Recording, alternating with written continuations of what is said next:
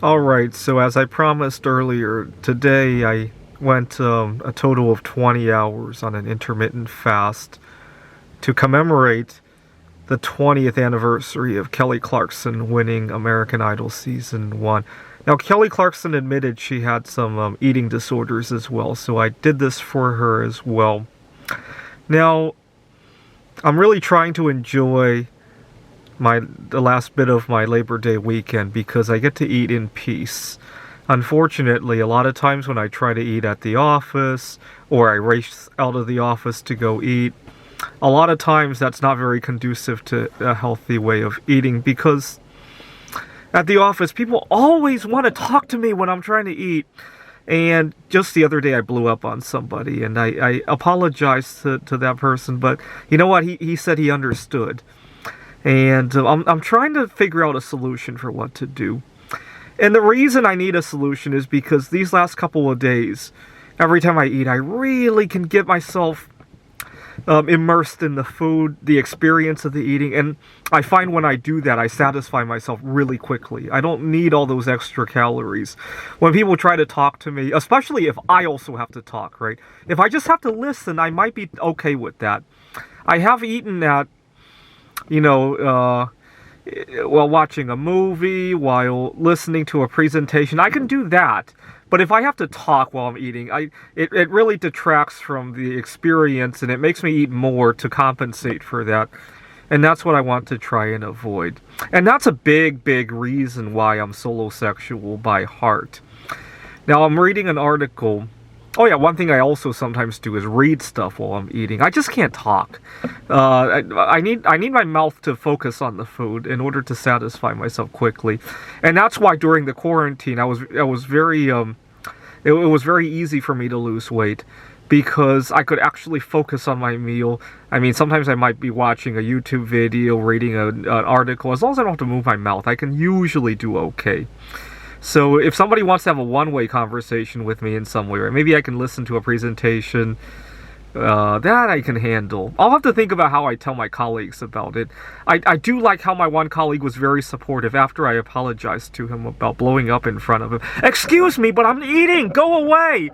And later on I apologized to him, and he understood. He has a brother who used to have bulimia, so he totally understood. But I had the fortune of running into somebody who has experience with it, right? The average Joe who doesn't have a family member with an eating disorder or doesn't care, right? A lot of people have family members with eating disorders. They just live with it, right, and die when they're 50. They don't care at all.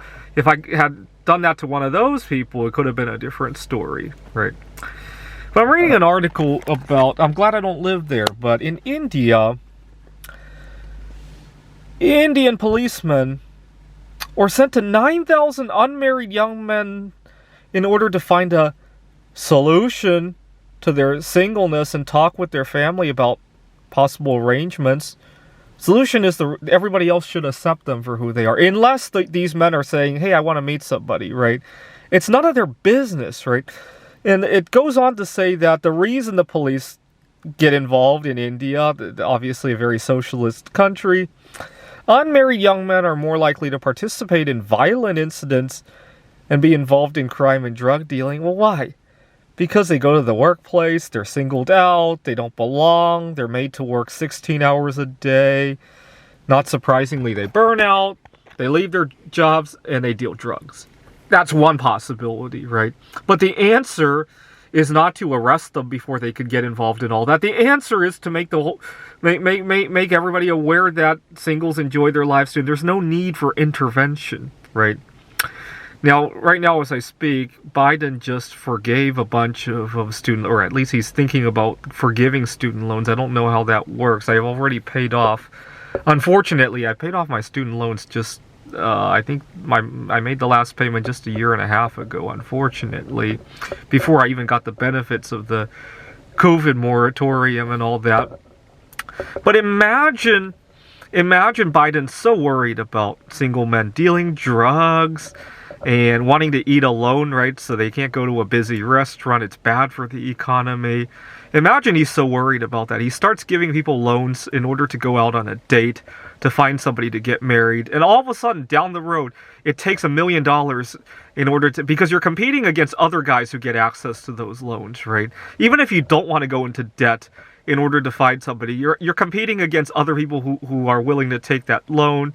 And now the same number of people are going to get married, right? Let's face it, if you're solosexual by heart. And it's not like the population's going to explode. It's just that more people, the same number of people now have to spend more dollars to chase the marriage, right? And the result is the same people who would have gotten married will get married, and everybody will just be an extra $2 million in debt. And then somebody else has to come and forgive them. And all of a sudden, every other form of credit is going to get more expensive because you don't know which loan's going to get forgiven next, right? Maybe next they'll let you take a big loan just to help with raising children or all the other problems that come with marriage, right? For divorce, you get the idea, right? Just let people be people. It's as simple as that.